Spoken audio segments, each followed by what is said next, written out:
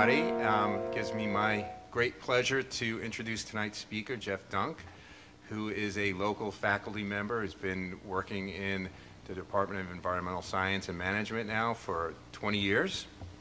And Jeff is at the forefront of all kinds of ecosystem-based models, and he was involved in doing some modeling recently for the northern spotted owl. And Jeff's work is really interesting because it's right on that interface between science and policy, because the work that he's going to be talking to you about today became one of the foundational pieces for the Fish and Wildlife Service's recent draft critical habitat determination for the northern spotted owl. So this is really a good follow-up to Tyrone's talk this morning about how scientists can have a role in management and policy implications, and Jeff is a really good case study of how that's playing out right here in our region. So without further ado, I turn it over to Jeff.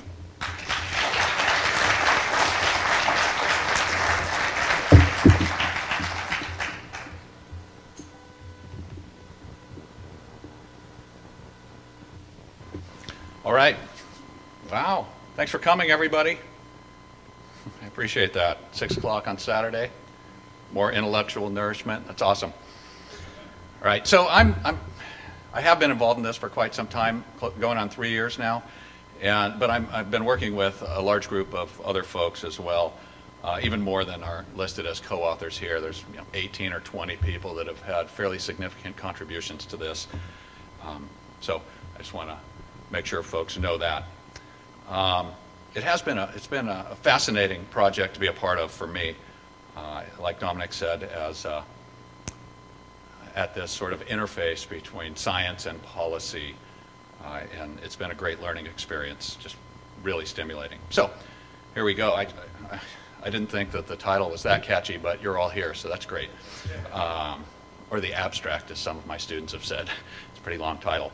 So where and how much? When we get into conservation planning and we're trying to figure out where do we put set-asides, where do we put parks, wilderness areas, conservation areas of various types, places that need to be protected for various reasons. How do we actually decide that?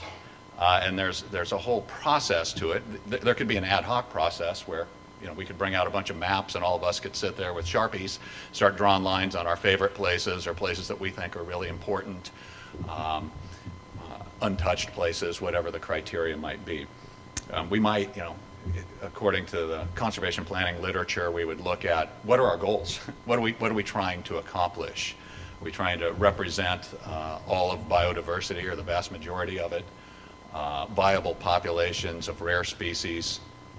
Ecosystem processes, these sorts of things.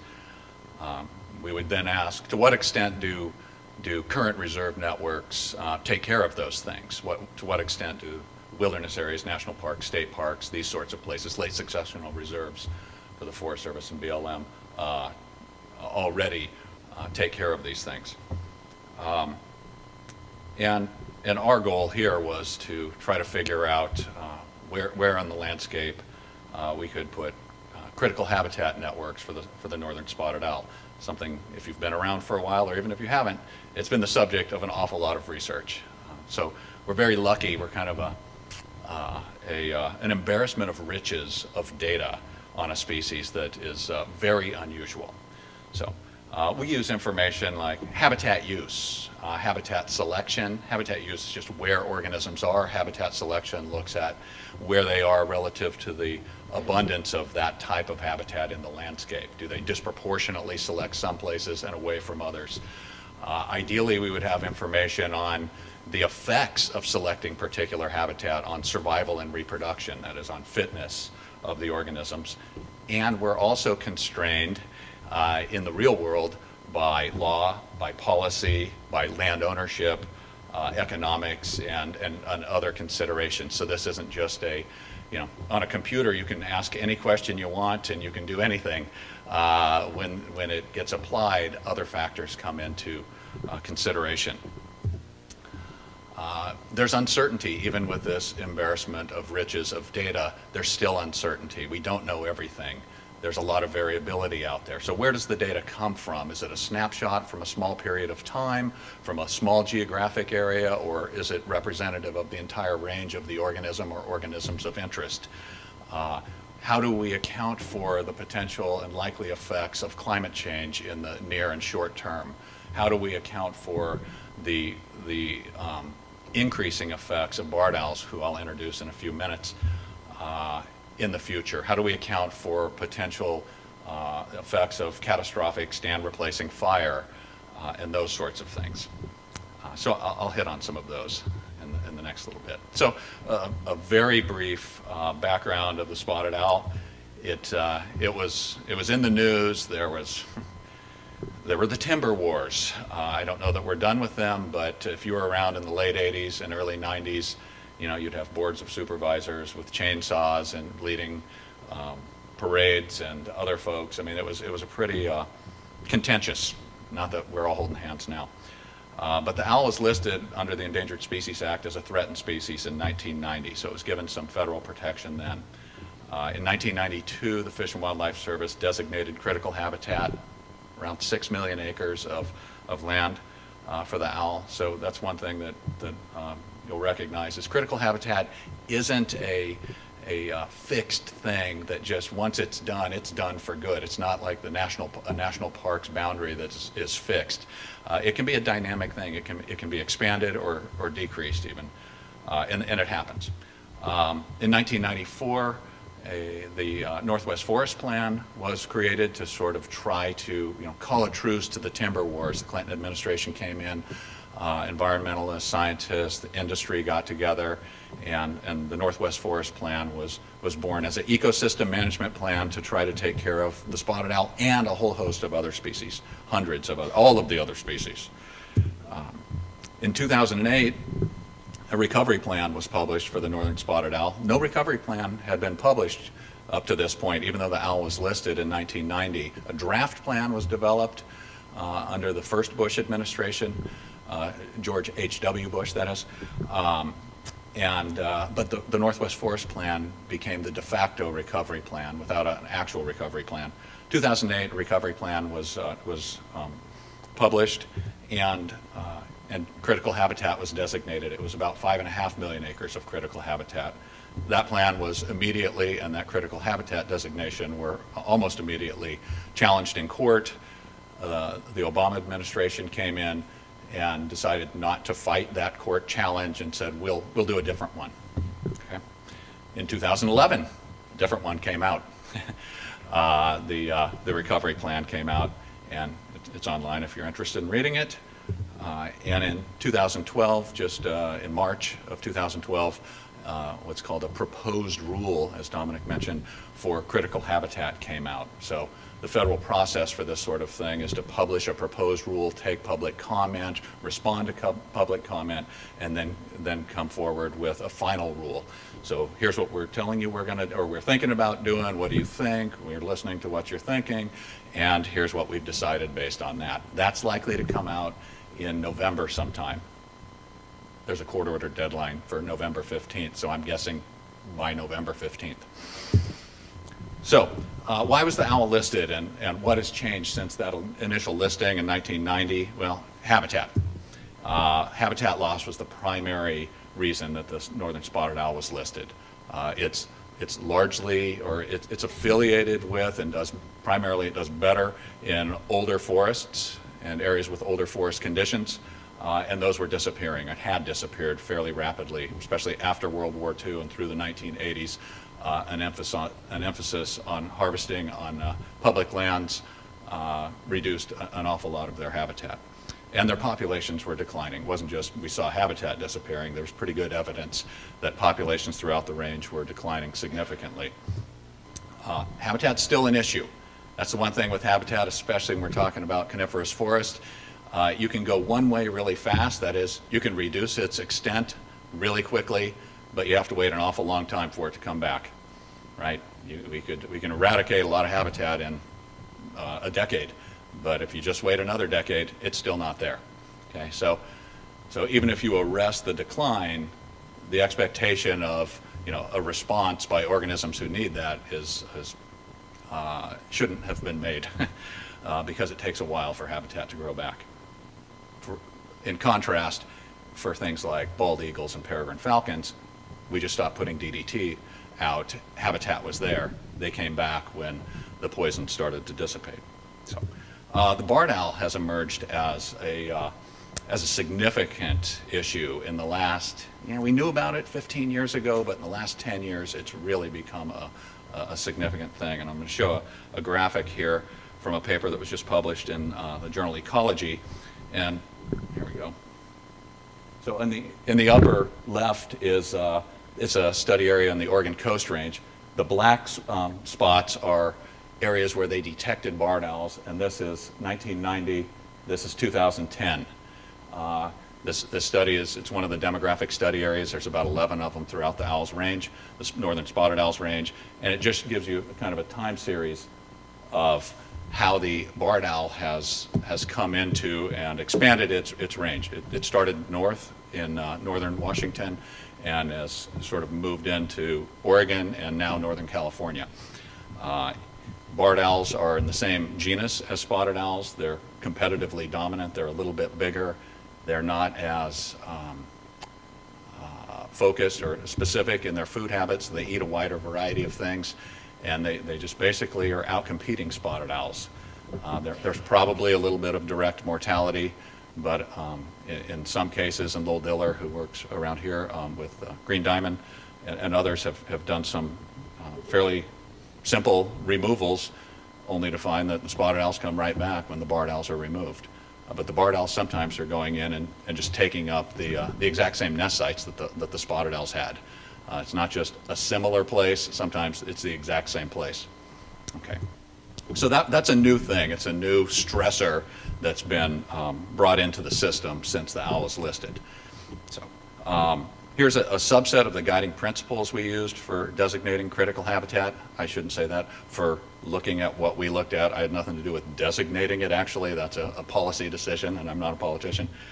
But we wanted to ensure sufficient habitats to support population viability across the entire range.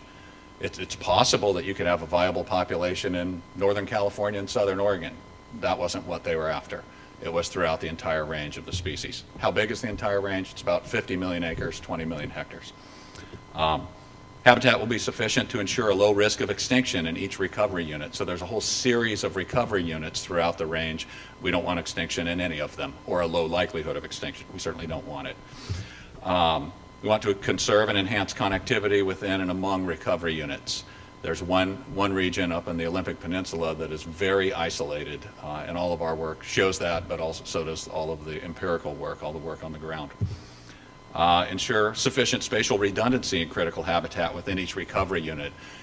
The idea isn't to say, how little can we get away with, and then something happens like a wildfire, and like, whoops, well, if we only had that piece that disappeared or became unsuitable because of climate change in 20 years, now it's going down. We want to have a margin of error there. Ensure the distribution of owl populations across representative habitats. We want them everywhere that they've occurred and across the full ecological gradient of their historic range. We did incorporate uncertainty to some extent, to the extent that we could, in terms of barred owls, climate change, fire and risk, and demographic stochasticity. That term will be on the test for me. So here's the outline of the process. I'm going to bring this figure back several times, but this is the fun part. It is. So we wanted to characterize the suitability of habitat throughout the entire range of the species, and we used a species distribution model called MaxEnt. It's a maximum entropy model. That's a nice word too, but it uses presence-only data. A lot of modeling is done if you have presence and absence. MaxEnt allows you to evaluate habitat suitability with just presence locations, which is nice. We used that base MaxEnt habitat suitability map and imported that into a conservation planning algorithm called Zonation. Both of these are free and online, by the way, if you're interested. And Zonation basically, I'll talk about it in more detail, but it amalgamates things to pieces of the landscape, or it could use the seascape as well, into sort of blocks of reasonably sized areas, as opposed to Maxent was done on the base map we used was a 30-meter resolution. So we had 30-meter pixels across 50 million acres. You're not going to be setting aside critical habitat units that are 30 meters on an edge. And then, so we had a whole series of zonation scenarios, different potential critical habitat networks, and we subjected those networks to a variety of scenarios with habitat change and scenarios with barred owl change. So I'm going to talk about two things throughout this. One is networks. Networks refer to potential critical habitat networks. Scenarios refer to changes in habitat and changes in barred owl influences. Okay?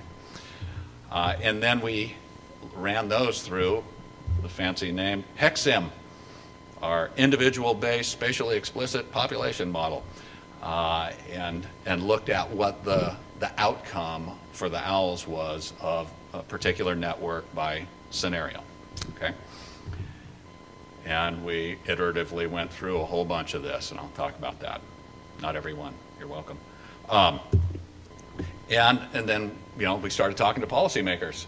Hey, are you guys ready? What do you think? And we sent them a bunch of ideas, and then it goes to this political process where the scientists can do stuff, and then the political process takes over with folks from the Fish and Wildlife Service and the Department of Interior, not to mention folks in Congress, I'm sure. There we go. All right, so here we go. Habitat suitability modeling. First thing we did was we broke the geographic range of the owl into 11 distinct areas because owls don't use habitat the same everywhere. They use the habitat quite differently, actually, in the Redwood Coast than in most of the rest of the range. But this allowed us to be a little more nuanced. So we had 11 different modeling regions, and we created these models in each of the regions. There was a whole bunch of data that we had available to us because owls have been fairly well surveyed over time because they've been threatened and because you can't jeopardize a threatened species. If a federal agency wants to do something in potential habitat, they often have to survey for them. Okay? So we had available to us about 3,700 site locations, nest sites or roosting sites throughout the range on private and public lands. And here's how they're distributed amongst the various modeling regions. We used about 2,800 of those. We thinned the 3,700 locations so that they weren't right next to each other, so we didn't double count the same bird that might have a different nest the next year that's, half a kilometer away and call that the same place. So anyway, so we had a lot of data. How do we develop the models? Well, there's a really rich published peer-reviewed literature on spotted owl habitat selection. We definitely leaned on that. We reviewed every paper that was published.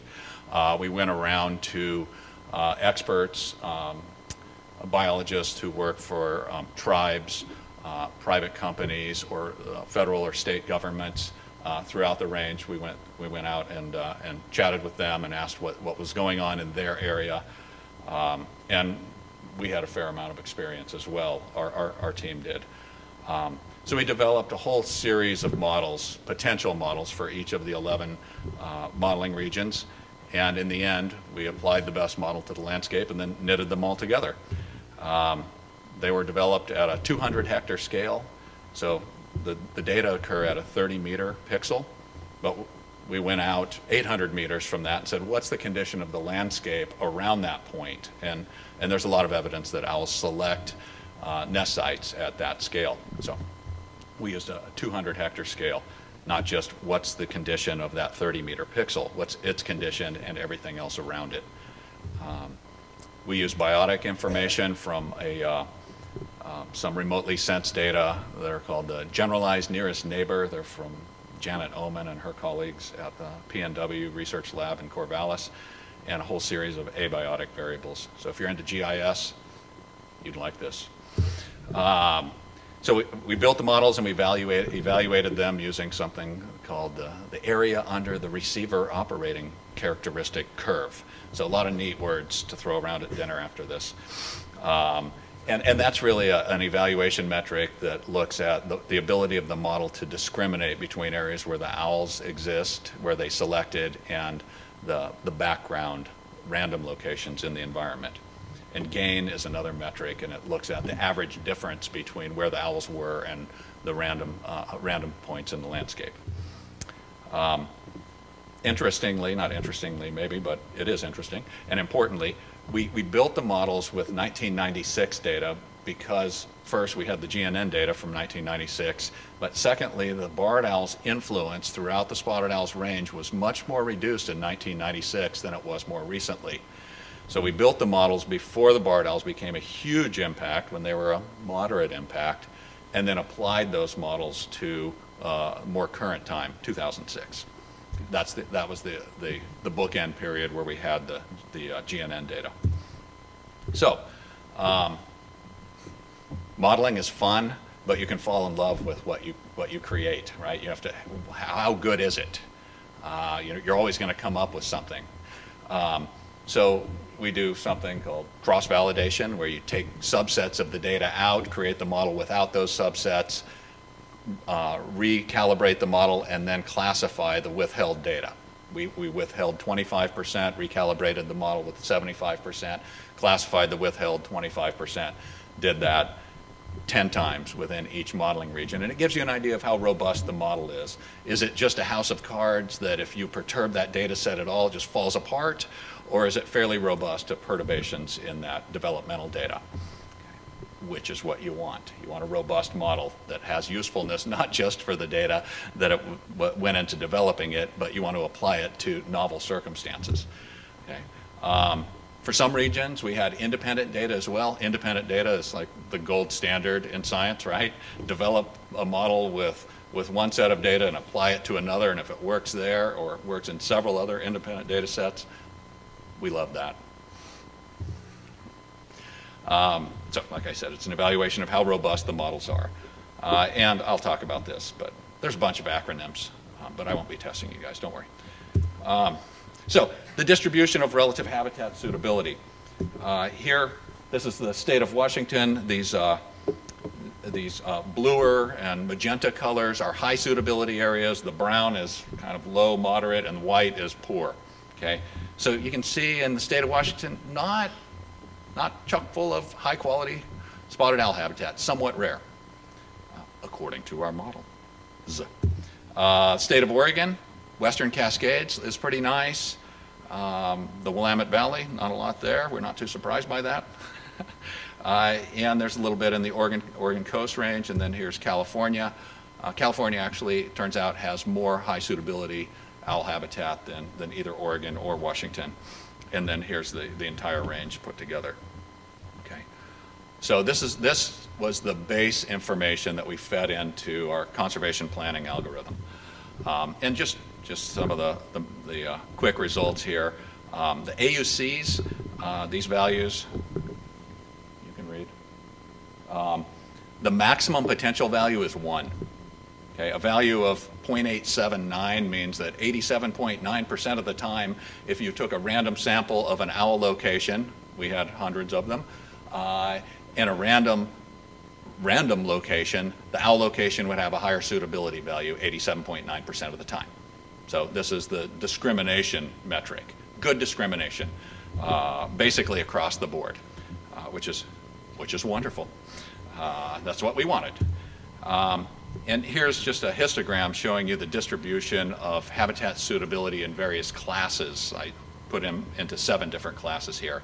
And they're going from the modeling regions that have the most low suitability habitat to the least low suitability habitat. So here's West Cascades North. About 73% of that place is made up of habitat that has very little value to spotted owls. Okay? And very little of it is made up of really high suitability habitat. And I'm not going to walk through, I'll put the histograms up, but this is the redwood. I used red. But very little of the redwood region is made up of low suitability habitat. Okay? And this, remember earlier I said that owls use the world differently in the redwood region. They do fairly well in areas with timber harvesting in the redwood region. That isn't replicated elsewhere through their range. So there's a lot of medium and even a reasonable amount of fairly high suitability habitat in the redwood region, also in the Klamath West, the Klamath East, and interior California coast. But the take-home message here is that most areas have a lot of low suitability habitat. No areas have a lot of high suitability habitat. Okay. And then this is our what's called the strength of selection, and it gets to something that's called model calibration, and it represents the extent to which owls disproportionately are attracted to or stay away from areas with these various habitat suitability values. So up here, owls are using this high suitability bin about 12 times more than you'd expect based on the extent of that area in the landscape. They're using this low suitability area about 12 times less than you'd expect based on its extent. So they're not using this stuff very much, and they're using this stuff almost always. Okay? And then there's intermediate, right? So it gives you an idea of the sort of relative, the degree to which owls disproportionately use these areas. And this is what you want. This is a well-calibrated model, should have a cline going from not using the bad stuff very much to using the intermediate stuff an intermediate amount of time to using the good stuff a lot of the time. That's what you want. Okay? So it's just another evaluation metric. So in our cross-validation tests within each of the 11 modeling regions, there was very little difference between the full model and the cross-validated model. So the full models were quite representative, it turns out. The difference was 1.6% to 4.5% in terms of the categorization of the habitat within each modeling region. And then here's the independent data we had and trying to characterize the distribution of habitat suitability with the training data, which is the 1996 data, and independent data. We had almost 1,000 locations. Not a whole lot of difference here. We're seeing the same general pattern.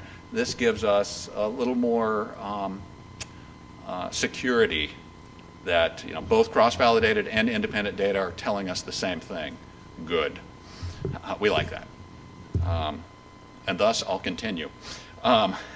So conservation planning. So how do we take that and come up with alternative networks? And this program, Zonation, is very powerful, but it's quite simple.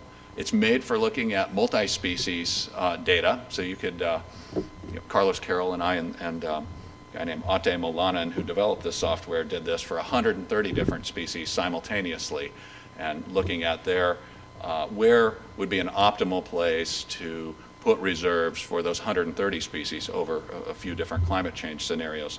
We used it here for only a single species, the owl.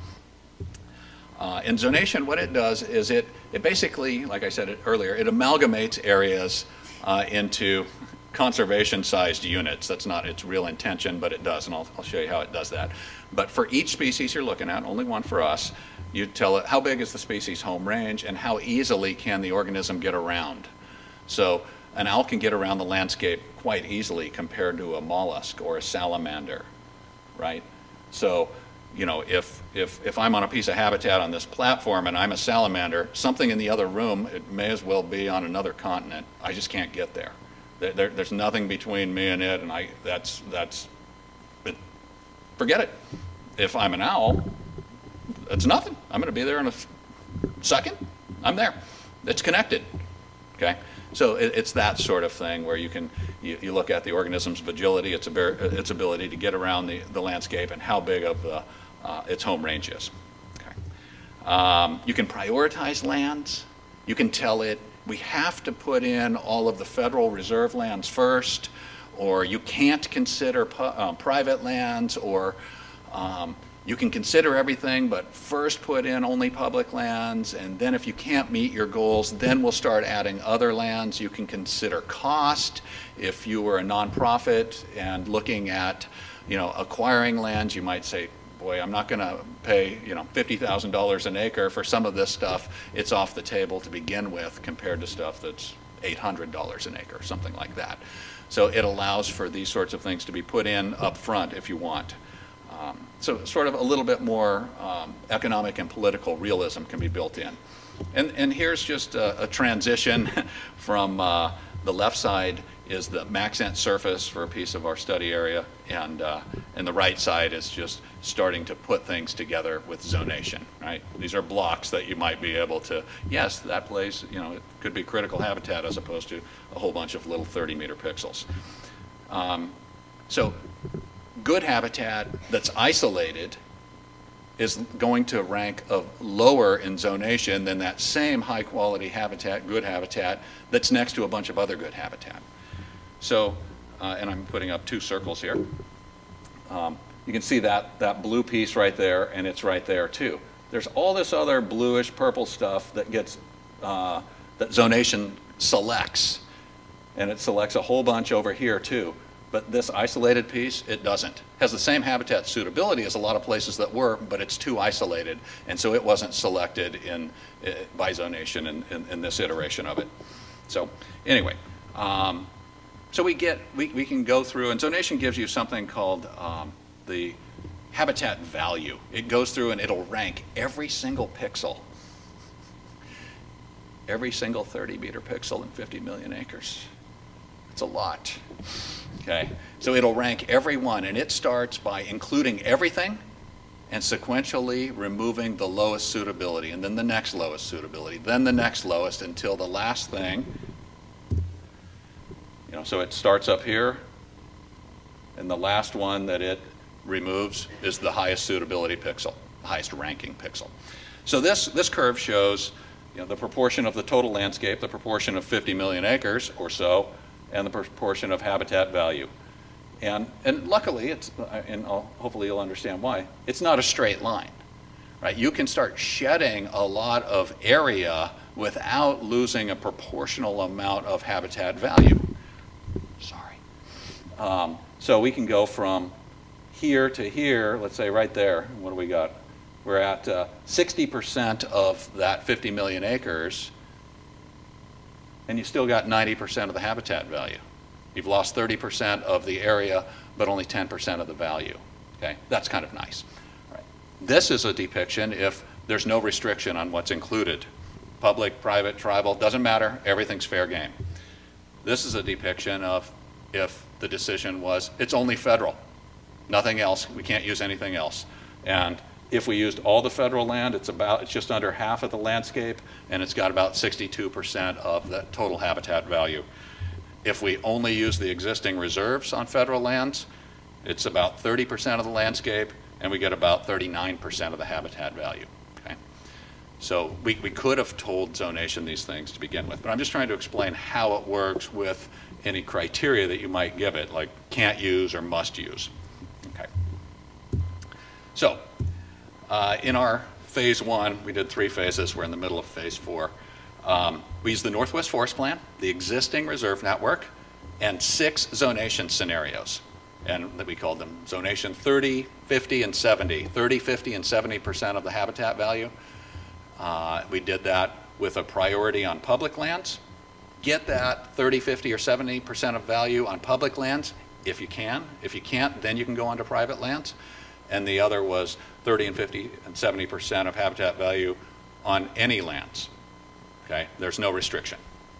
Okay, one of them's much more efficient. If you can go to any lands, you can get a certain amount of habitat value on less area. All right. Phase 2, we did what we called composite scenarios, where we looked within each of the modeling regions at how the owls performed under zonation 30, 50, and 70, public and all, and the Northwest Forest Plan. And we started mixing and matching, saying, hey, they did pretty well here in zonation 50, public. They didn't do well here unless it was zonation 70. They did okay in another area in the Northwest Forest Plan Reserve. So we started mixing and matching. Those are the composites we used. Not one size fits all. And then phase 3, we went away, not completely from the computer's help, but there's other information out there. There's areas where we know there's owls that didn't show up here. There's little pockets in Marin County where there's a population, and we thought, hey, that's pretty important. And there's areas that the models identified that biologists looked at, and they said, gosh, there's nothing there. We've surveyed that area. So and then there was sort of snapping boundaries too, to real ownership boundaries. So, you know, if you're 300 meters into a private land, maybe it's okay to snap that boundary over to the public ownership. There was those sorts of things where people went through it. I wasn't one of those people, and came up with these phase 3 composites. All right. So then we have these scenarios, and with barred owls and habitat. There's a lot of process here. There's some products I'll share with you, though. So HEC-SIM, a population model. It's spatially explicit and individual based. So, you know, if you've had a general ecology class, you know about population models like exponential growth, right? Right? I mean, that's nice. We love that one. You know, n sub t is equal to e to the rt, or n sub 0 times e to the rt. Sweet. I just finished it. Right? It's easy. It's just there's some average rates. We apply it to everybody. We do it once. We're done. This talk's over. It's not over. So here, it's individual based. Every owl is accounted for throughout time, not just averaging everything. Every owl in the landscape is accounted for. It's spatially explicit that its vital rates, its birth and death rates, are a function of where it is on the landscape and the suitability of the habitat where it is. They disperse, they die, they have babies, who, you know. So we were able to program some realism in. So the 3 models, Maxent, Zonation, HEC-SIM, all free, all online. Okay, that's nice. Didn't matter for us, but it was nice. It was cheaper. It mattered. It allows for the interface with a dynamic landscape. You can slot in a changing landscape. You could simulate the effects of wildfire. You could simulate trees increasing in suitability, habitat increasing or decreasing. That's nice. For any amount of time you want. You could run this for 10,000 years if you wanted. And I don't mean the computer processing time, simulation years. It incorporates multiple stressors, like we could build up the barred owl effect over time. We could introduce a disease. We didn't. I'll tell you why we didn't do certain things. We can, it's individual based, but we pay attention, and HEC-SIM pays attention to individuals, that you're born and you have a particular probability as a newbie this year of living to see your first birthday. And you have a higher probability of living to see your second birthday if you were able to live to your first birthday, right? So we have age-specific birth and death rates. We get all sorts of neat outputs. You can watch movies of what's going on here, I guess, if you're really bored. But you could watch dispersal movies of where every individual goes in the environment, and then watch them blink out as they keep trying to get to areas that just happen to be too far away. It's general and flexible. So HEC-SIM is a general, spatially explicit, individual-based model. We happen to tweak it for spotted owls. But it could be used for fruit flies, it could be used for gophers, it could be used for plants, you name it. That pretty much is everything: fruit flies, owls, and gophers, plants. Okay, why hexagons? Hexagons are space filling. When you have a landscape and you can have a wall-to-wall coverage with no blank spots with a hexagon, you can do that with squares too, but with hexagons, the center-to-center distance is always the same. With squares, it's not. Okay, see, geometry's coming in, that's great.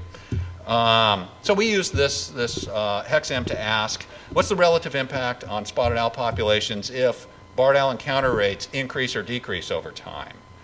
If habitat suitability increases or decreases, and does so differentially inside and outside of these networks that we looked at.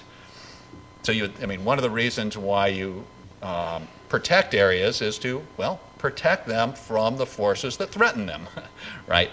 So we would assume that something different might happen inside than outside of critical habitat.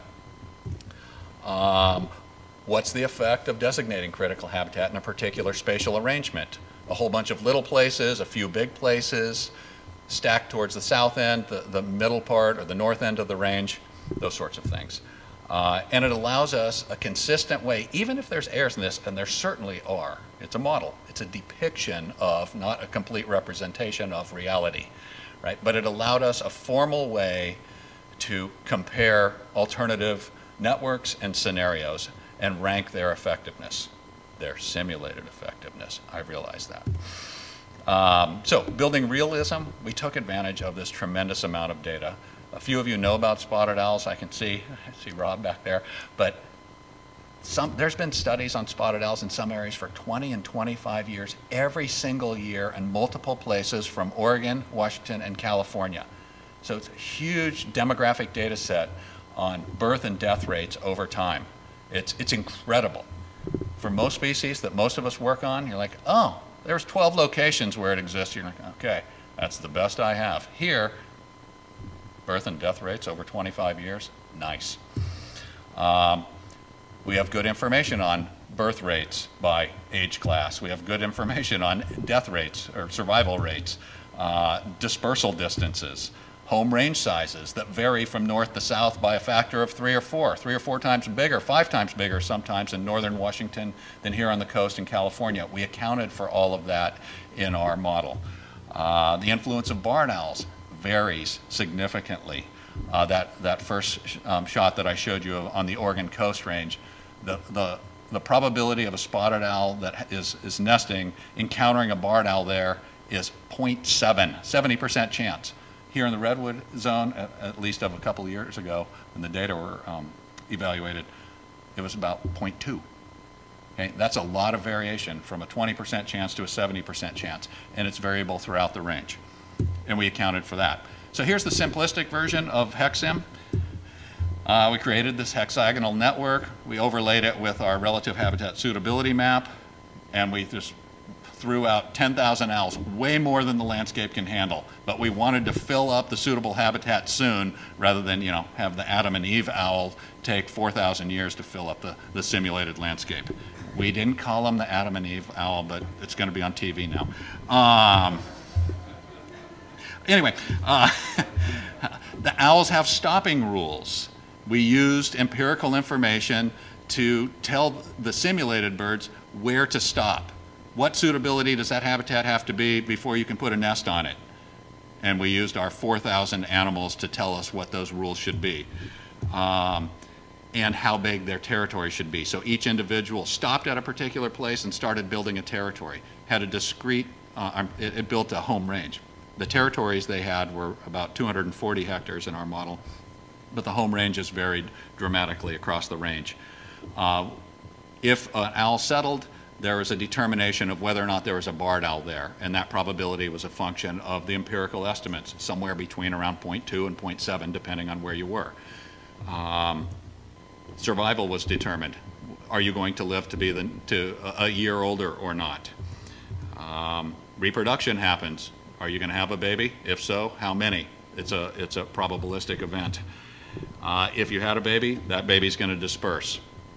And then they're going to look for a place to set up for breeding.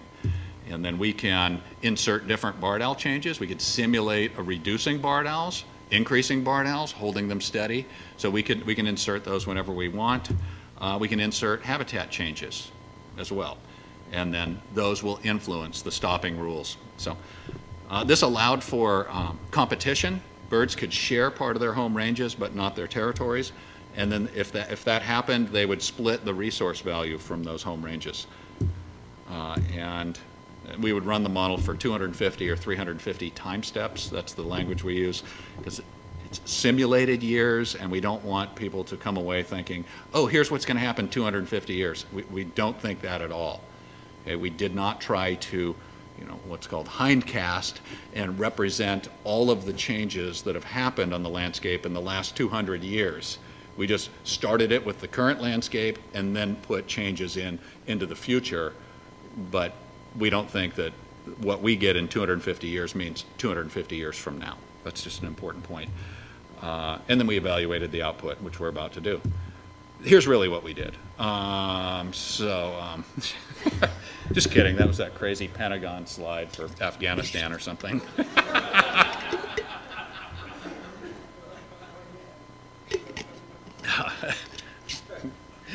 That's my point of reference for, do I have too much information on a slide? And the answer has always been no for me. So what we didn't do, we didn't include mate finding. We didn't evaluate barred owls as a spatially explicit thing. It was on a modeling region by modeling region. We didn't evaluate genetic issues, that when you get a really small population and there's more likelihood of inbreeding, HEXIM will allow for that. We just didn't have empirical evidence to do that. There's the ALE effect, mate finding, right?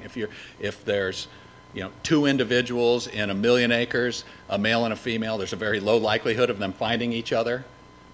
We assumed if you set up a territory, you found a mate.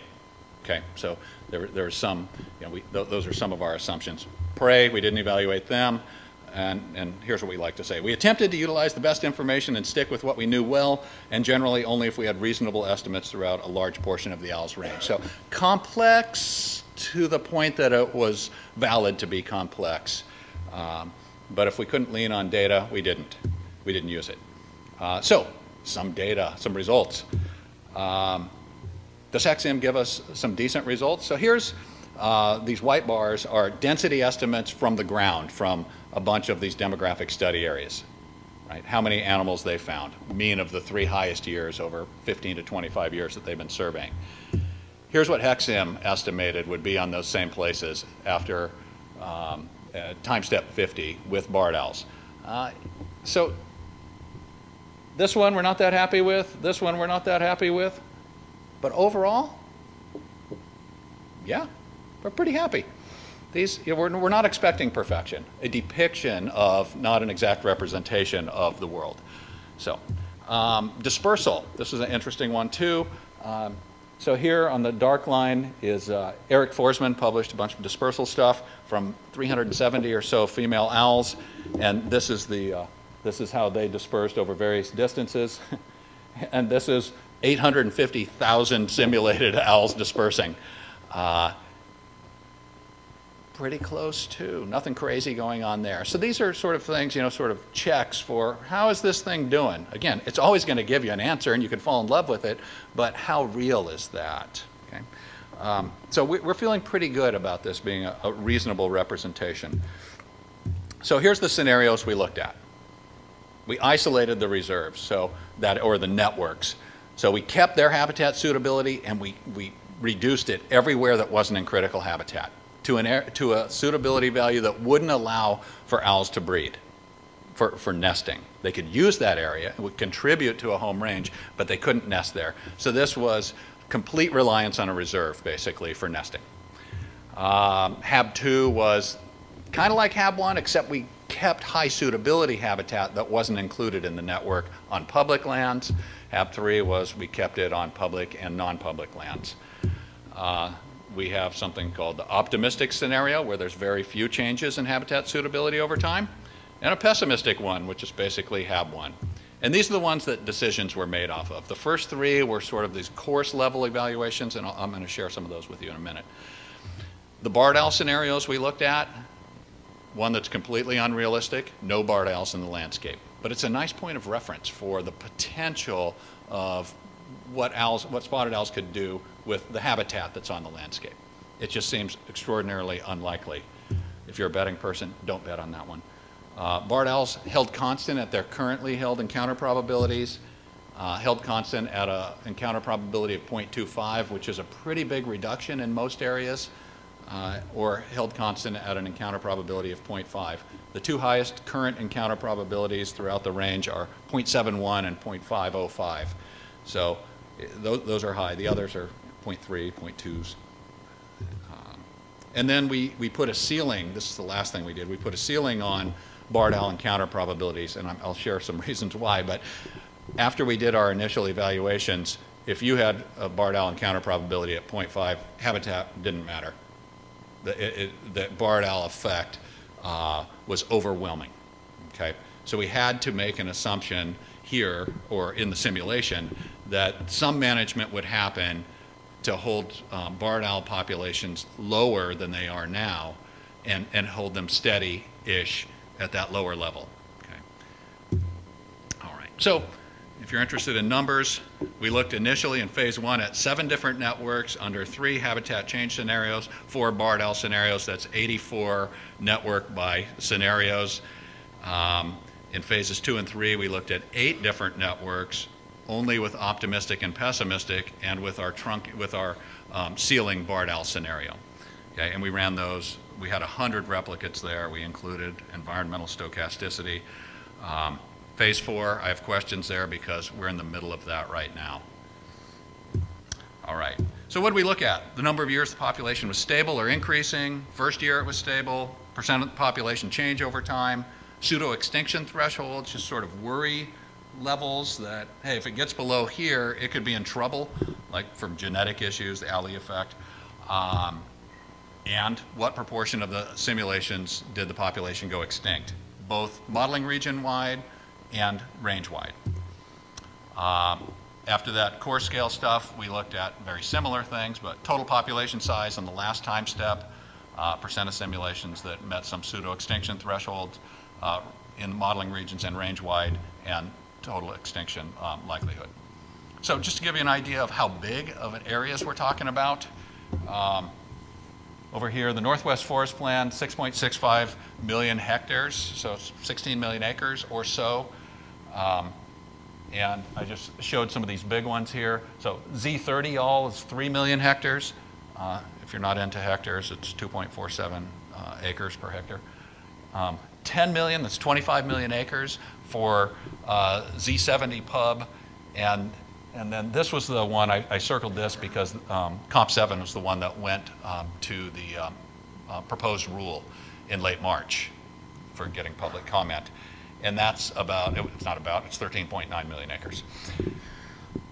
Doesn't include other congressional reserves, wilderness areas, parks, places like that that Congress has set aside. So here's another 2 million acres of congressional reserve that we didn't identify as critical habitat, or as potential critical habitat. Careful. You want to know the impacts of the BART-L? Here's what they are in our simulations. So the metric here is the percentage of the time step 50 population that's realized at time step 250. So this first one right here, the Northwest Forest Plan, if there's no BART-Ls in the landscape, the difference is that at time step 250, the population's at 95% of what it was at time step 50, only a 5% reduction. Z70 all, it increased by 3%, okay? And across the board, if we go horizontally here, not much change. If there's no BART-Ls, big areas, small areas, yeah, owls are doing pretty good. And this is our HAB3, which is truncate, except keep high suitability on all lands. And also, if we assume that BART-L is at a 0.5 encounter probability everywhere, it's at 0.5 and 0.7 in 2 modeling regions now, and it's growing in other places. Populations decline significantly from 91% to 87% between time step 50 and 250. Okay, so those are the 2 bookends of what if there's no BART-Ls and what if there's a lot of them. Okay, and then if they're at an intermediate level, where they are right now in some places, then we see more signal in the reserve network, right? The Northwest Forest Plan sees a reduction of about 36%, but Z70 sees a reduction of about 16% in the population over time. Okay, so if everything's great, very little difference. If everything's horrible, very little difference in the performance. If things are intermediate, then we start to see more signal. Extinction never occurred range-wide in our phase 1, 84 different evaluations, but it occurred in some modeling regions. Okay? Even under relatively optimistic BART-L and habitat scenarios. Pseudo-extinction thresholds were met regularly in some of the modeling regions, and in general, the Northwest Forest Plan performed more poorly than zonation. And bigger zonation scenarios performed, or networks performed better than smaller ones. All right, so we got all that stuff, and then we started this iterative process of composites. I'm just about done too. So here's kind of what some of the data look like. You know, when you're running the population size over time, you drop 10,000 of them in there, they start to decline, and then you throw BART-Ls in there, and they start to decline a lot more. And we're really interested in what's going on down in here after, you know, once things reach a relatively steady state. So here's differences between the optimistic and pessimistic scenarios for the Northwest Forest Plan and 7 composite scenarios. So the pessimistic is heavy reliance on the network. Okay, you don't allow breeding to happen on non-network areas. Well, these two, the Northwest Forest Plan and Comp 2, didn't do too well. They were significantly different both from each other and all of the others. But otherwise, these other comps did okay relative to each other. All worse than if there's more habitat out there. Did we really do all this to learn this? Well, to some extent.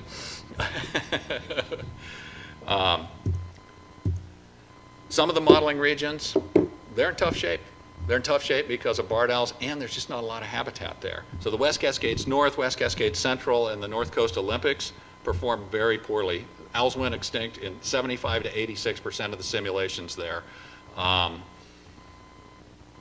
That means it's probably a high likelihood of extinction in those areas. Not that they can't be rescued over time with colonists from other areas, but it's without more habitat and without a reduction in barred owls, they're in trouble in some areas. The interior California coast, Klamath East and Klamath West, absolutely perform the best. They're absolutely the heart, and the West Cascades South are the heart of the owl's distribution right now, and are really kind of holding it up. No extinctions and largest populations. And just, this is my second to last slide, I think. So here's the ending populations in the Northwest Forest Plan, 2,088 to 3,390. That's a pretty big difference. Reductions in the population, a 70% reduction, 30% of its time step 50 population to a 50% reduction. There's a lot of variation there. And then we look at things like pseudo-extinction thresholds, 43 to 10 or 11 to 0. So we're seeing a fair amount of signal here in terms of differences between and amongst these various networks. And one of the things that you might not be surprised to hear is that folks like to be efficient, right? We want the best value for the least amount of input. We want the best response, but not with all of the land. How much land can we put aside and get meet the recovery objectives? Okay. So this is what we're looking at here is the population size here, plus or minus 95% confidence interval versus network size. And the reason why they went forward with Comp 7 was it met the goals, but it wasn't as big. Okay. But I will add, the last iteration of critical habitat in 2008 was 5.5 million acres. The first iteration in 1992 was about 6.5 million acres. This is 13.9. Okay. Proposed. And now it's in this process. Well, we're still working on those phase 4s, but there's a lot of public policy stuff happening where Congress people, the Department of Interior, Fish and Wildlife Service is deliberating. Office of Management and Budget, right? There's an economic analysis of the effects of this, which is really something as well. So, fun stuff. Synthesizing information using these models allowed us to do a repeatable process and to compare amongst multiple alternative scenarios and networks. The OWL is beautifully suited for this because of the rich amount of data that was available on it. We can provide the tools, scientists can, and a whole bunch of what-if scenarios. And other folks can provide those too. Hey, can you evaluate what if this were the case? Sure. Then we enter this public policy political process where choices are made. You know, people are weighing different things. And we're in the midst of that right now. Like I said, a whole bunch of other people participated in this, even more than these folks. Thanks a lot for coming, and I'll be happy to answer any questions.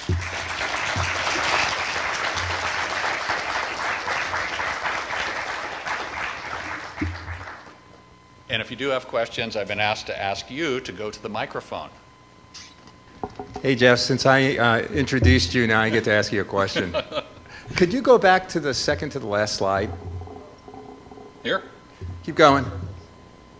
Keep going, right there. Okay. This to me is where the policy rubber meets the road.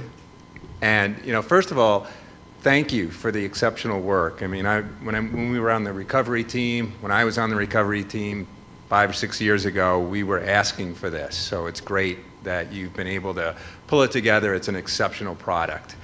But what happens with it in the policy arena is what troubles me. And when you look at this, it sends the signal that the Northwest Forest Plan is not doing the job.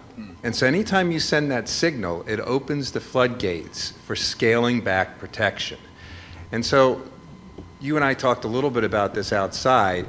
Part of the reason why you got Comp 7 higher than the Northwest Forest Plan is because the thresholds for habitat, relative habitat suitability in the model, were set at the top end of habitat. So you're going after the best habitat out there. The Northwest Forest Plan doesn't do that. It's more of a comprehensive ecosystem-based approach.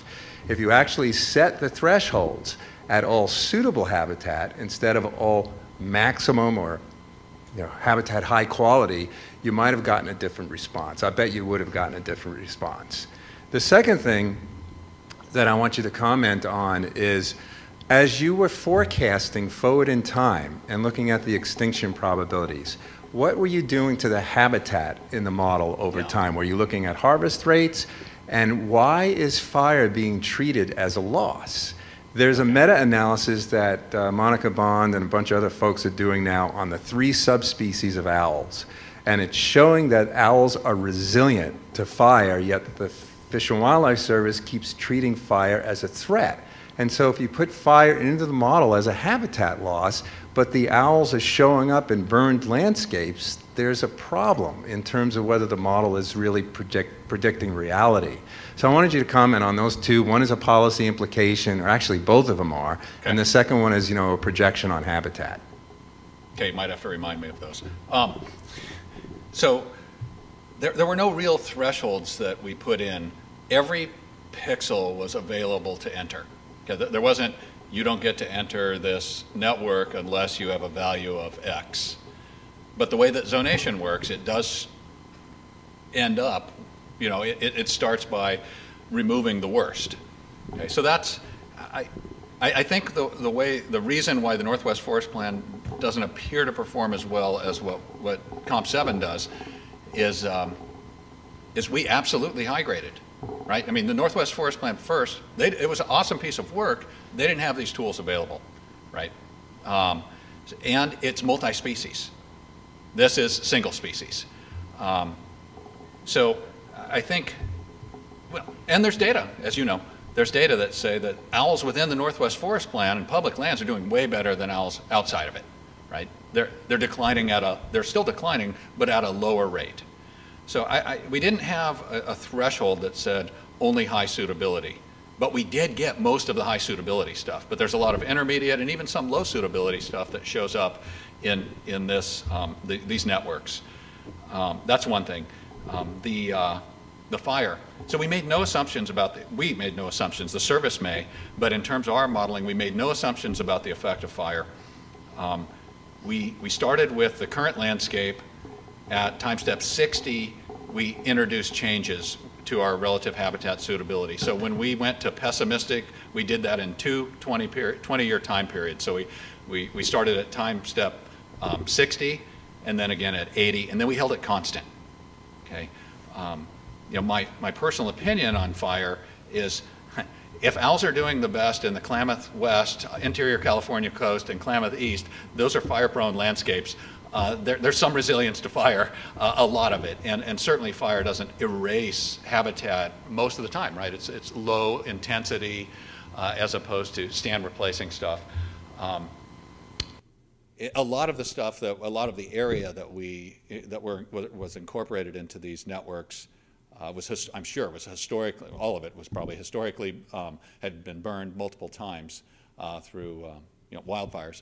So we didn't make that assumption that fire is always and everywhere a negative thing or has a deleterious effect.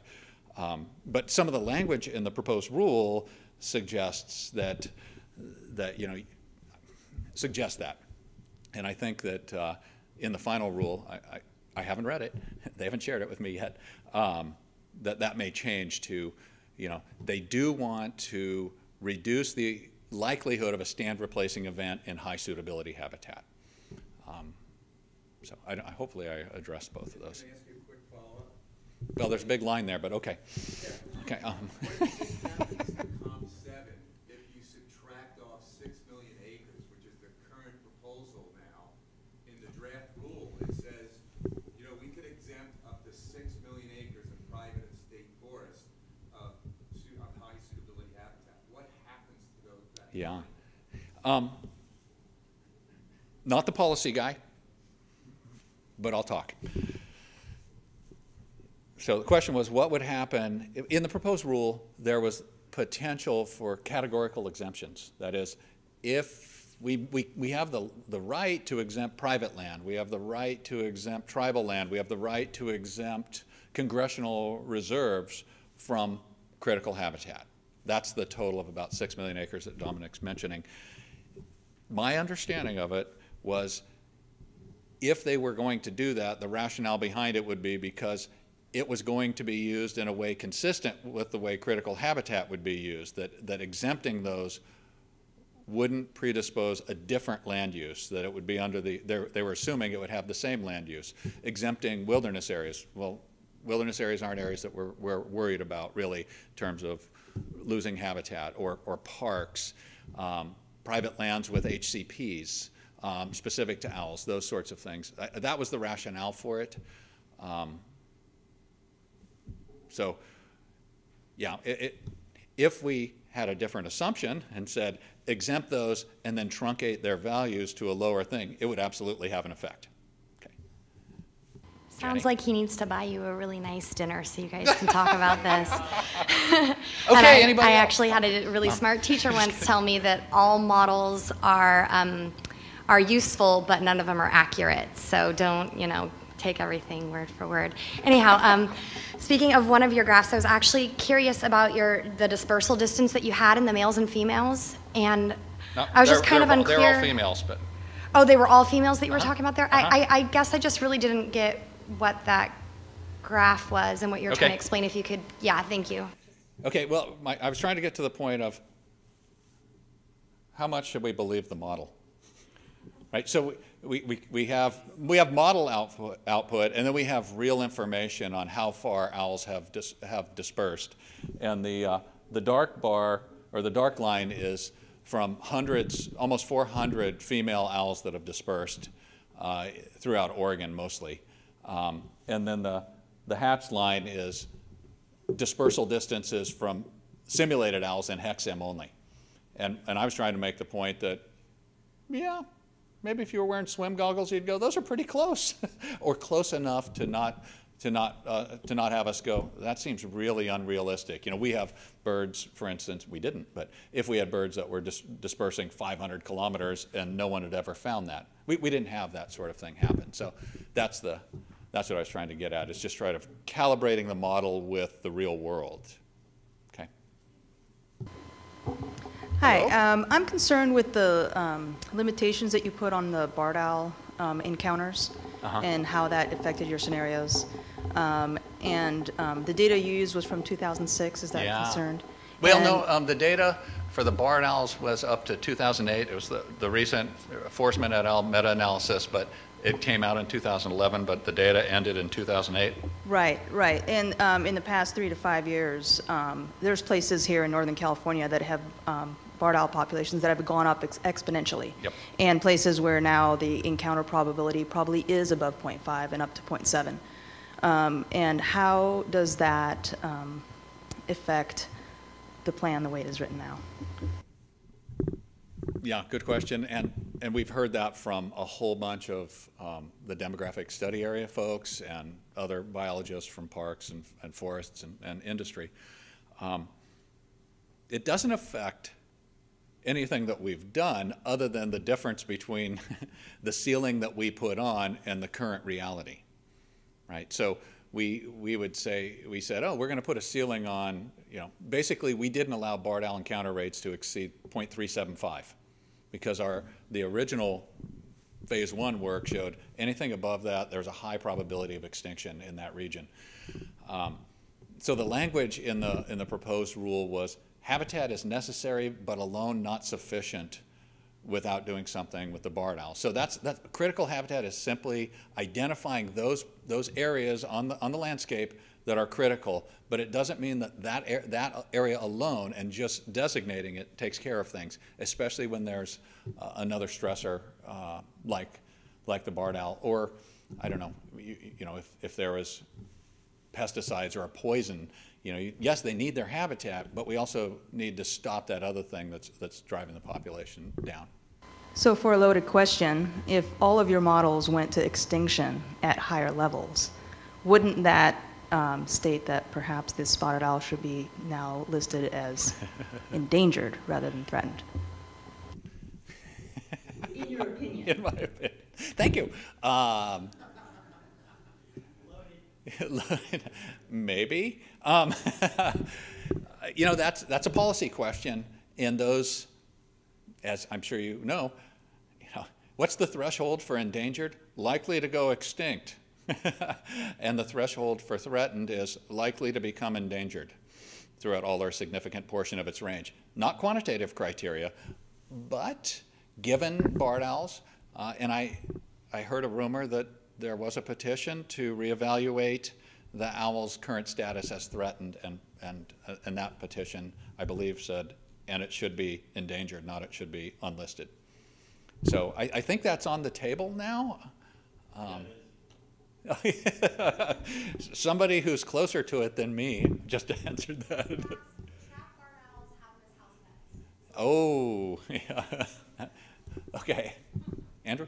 Hi, my name is Andrew Orhosky. I'm with EPIC, and we actually did file a petition in August to uplist the spotted owl federally as an endangered species now, and also to list it in California because it's never been protected in California. Under California state law? Exactly. Okay. Yeah.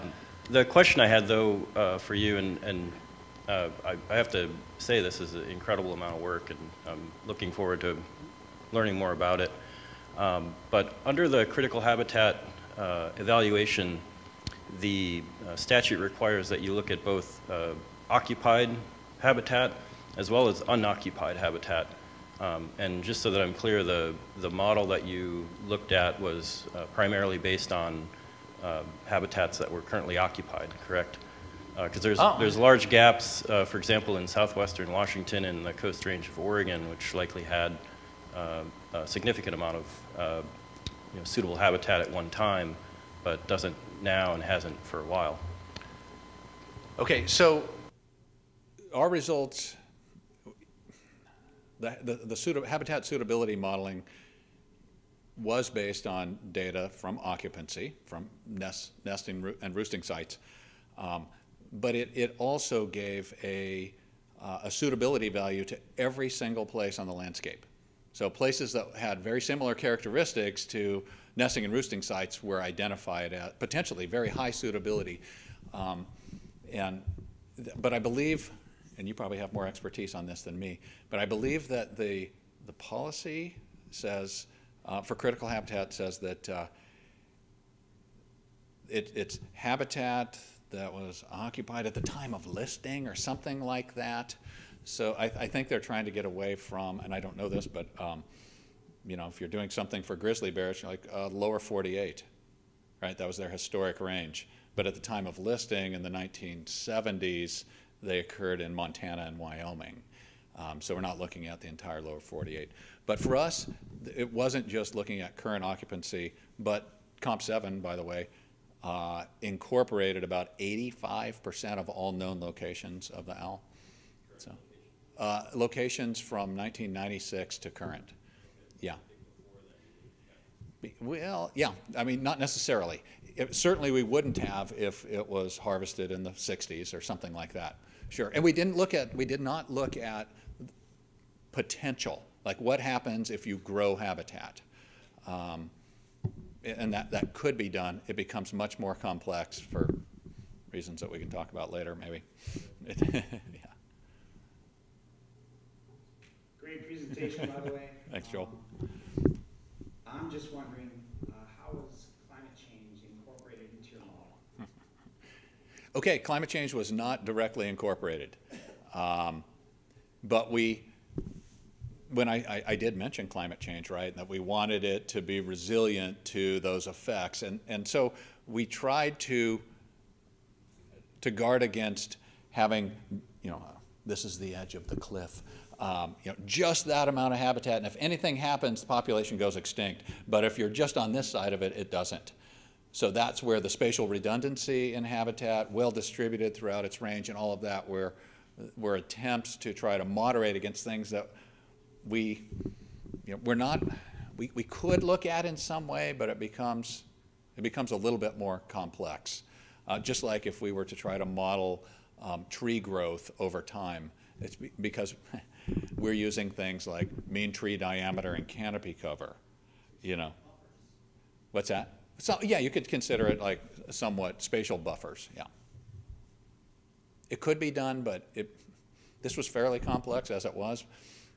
Those questions and this, like what would happen if we grew habitat for 75 years in southwestern Washington, that's another 2 years, I'll be back to you. Interesting stuff, though. And we did set up a framework that could facilitate that. So. Others?